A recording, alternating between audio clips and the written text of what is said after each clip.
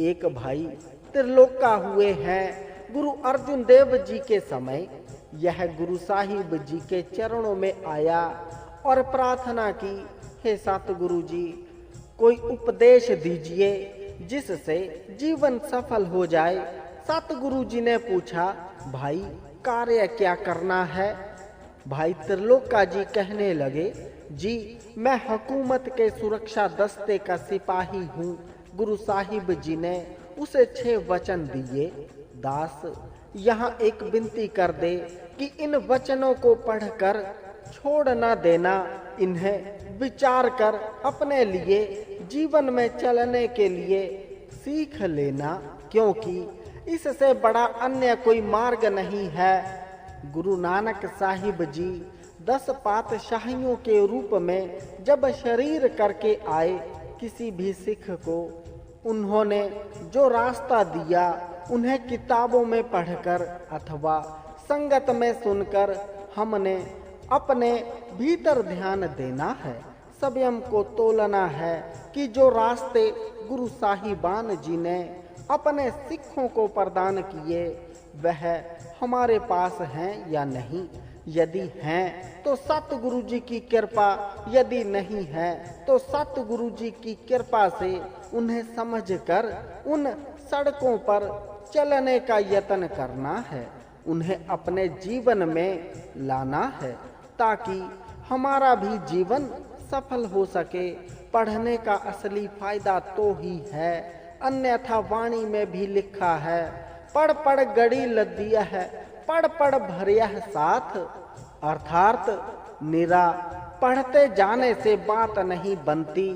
यह दास ने थोड़ी सी इसलिए विचार की है कि हम कहीं इन वचनों को पढ़कर इसलिए ना छोड़ दें कि यह वचन तो गुरु साहिब जी ने भाई त्रिलोके को दिए थे, हमने इन से क्या लेना है। नहीं गुरु प्यारों, गुरु साहिब जी ने अपने जीवन काल में जो भी अपने सिखों को वचन दिए वह हमारे लिए भी इतने ही कीमती हैं, उतने ही अनमोल हैं, उतने ही जरूरी हैं। दास का इन वचनों को लिखने का और आपका इन वचनों को पढ़ने का तो ही लाभ है। यदि इन वचनों को पढ़कर अपने जीवन हेतु हीरे मोती इकट्ठे कर ले। गुरु अर्जुन साहिब जी ने पहला वचन भाई त्रिलोके जी को दिया, परमेश्वर जी के दिए पर संतोष करना। दूसरा वचन था क्रोध का त्याग करना है, क्रोध तन को गालता है, वाणी में भी मोहर लगी है, काम क्रोध काया कौ गाड़े, जू कंचन सुहागा ढाले। तीसरा वचन जीवों पर दया करना। चौथा वचन सुखमणि साहिब जी की वाणी पढ़नी व सिमरण करना। पांचवा वचन रजा मानना। छठा वचन शरीर में से अहंकार का त्याग करना। भाई त्रिलोका जी ने यह गुरु साहिब जी के दिए 6 वचन अपने दामन में डलवा लिए, अपने हृदय की डायरी पर लिख लिए। भाई त्रिलोका जी की सुरक्षा दस्ते की नौकरी थी, अपनी हुकूमत के बादशाह के साथ जाता था। इतिहास लिखता है कि एक बार अपनी हुकूमत के बादशाह के साथ भाई त्रिलोका जी शिकार करने जा रहे थे कि बादशाह ने शिकार करने के लिए अपनी तलवार निकाली। भाई त्रिलोके जी ने भी अपनी तलवार निकाली और एक हिरणी का शिकार किया। जब शिकार किया तो हिरणी का पेट फट गया। हिरणी के पेट में 2 बच्चे थे जो इसकी आंखों के समक्ष तड़प तड़प कर मर गए। इसके मन ने आवाज दी कि आज गुरु साहिब जी के दिए तीसरे वचन का अपमान हो गया है। गुरु साहिब जी ने वचन दिया था कि जीवों पर दया करनी है। अब सोचता है क्या करूं, सुरक्षा दस्ते का सदस्य हूं, बादशाह के साथ शिकार के लिए जाना पड़ता है। कौन सा ढंग अपनाऊं कि गुरु साहिब जी के वचन का अपमान ना हो। गुरु साहिब जी का वचन संभाल सकूं। सोच विचार कर इसने ढंग क्या अपनाया, लोहे की तलवार निकाल कर काष्ठ लकड़ी की डाल ली, कि काष्ठ की तलवार से जीवों की हत्या नहीं होगी। 2-3 सप्ताह बीते, किंतु जैसे दास ने पहले भी लिखा था कि बीच में से होते हैं शिकायतें करने वाले, इज्जत उछालने वाले। उसके साथियों में से ही किसी ने बादशाह को शिकायत कर दी कि भाई त्रिलोका जी, लोहे की तलवार की जगह काष्ठ की तलवार रखता है।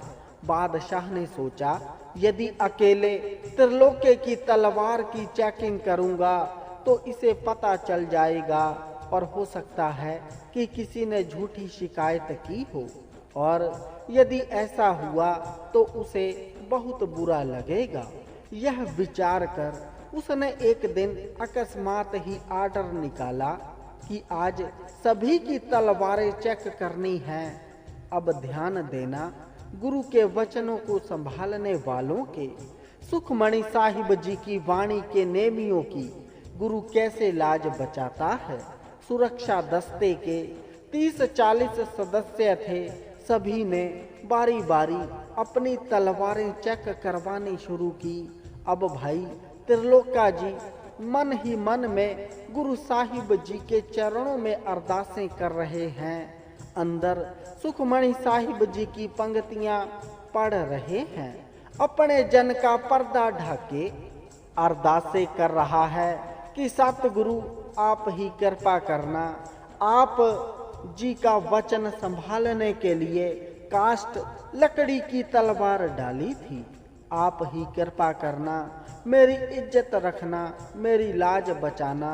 लाइन लगी हुई थी। बारी बारी सभी अपनी तलवारें चेक करवा रहे थे। जब भाई त्रिलोके जी की बारी आई, इसने गुरु साहिब जी के चरणों पर ध्यान करके अपनी तलवार म्यान में से निकाली, तो अफसर को वह काष्ठ की तलवार लोहे की तलवार की तरह चमकती नजर आई। अब भाई त्रिलोका जी भी हैरान कि तलवार तो मेरी काष्ठ की ही है, फिर अफसर की आंखों पर कैसे पर्दा पड़ गया। प्यारों, यह कोई सिर्फ बीती साखियां ही मत समझना। आज भी जिसके पास सुखमणि साहिब जी की देन है, यह हमारी इज्जत बचाती है। वह बात बन जाती है, अखियां बिच घटा मुंह बिच डट्टा, बिंड बिंड तक के बोल न सके। अन्य भी कई पक्षों से परमात्मा जी अपने प्यारों की इज्जत रखते हैं, उनकी लाज बचाते हैं, किसी भी पक्ष से उनकी पीठ नहीं लगने देते। गुरु साहिब जी के समय की भी ऐसी उदाहरणें मिलती हैं। सूरज प्रकाश ग्रंथ जी में एक कथा मिलती है शीहा व गजन की। शीहा गजन दोनों भाई आए सतगुरु की शरण आई। यह दोनों भाई हुए हैं गुरु नानक साहिब जी के समय। गुरु नानक साहिब जी ने इन्हें वचन दिया था कि 2 समय सत्संग किया करो। यहाँ दास एक बात स्पष्ट कर दे, सत्संग से भाव सिर्फ समूह से मत लेना। समूह में भी संगत होती है, लेकिन जब आप 2-4 शरीर मिलकर भी गुरु के विचार, गुरु की कथा कहानियां करते हो तो यह भी सत्संग है। सत्संग आप अकेले भी कर सकते हो। अकेले घर बैठकर भी, टेप लगाकर भी सत्संग हो जाती है। वाणी पढ़कर संगत हो जाती है। सत्संग गुरु के इतिहास की कोई किताब अथवा कोई अन्य धार्मिक किताब पढ़कर भी अकेले हो जाती है। किसी ने बाबा नंद सिंह जी को प्रश्न कर दिया था कि 2 समय सत्संग का क्या लाभ है। बाबा जी कहने लगे, बर्तन इतना मैला नहीं होता कि कई जन्म बारी ही न आए। मैल साथ साथ धुल जाती है। आप कभी नोट करो, कपड़ा कम गंदा हो, बड़ी आसानी से धोने से मैल उतर जाती है। जितना कपड़ा अधिक मैला हो उतना ही साफ करना कठिन होता है, समय भी अधिक लगता है। इसके अलावा कई कपड़े ऐसे भी होते हैं जिनसे कारें, मशीनों के पुर्जे इत्यादि साफ किए जाते हैं, जिनकी कालिख ऐसी पक्की होती है कि हजारों बार धोने से भी साफ नहीं होती।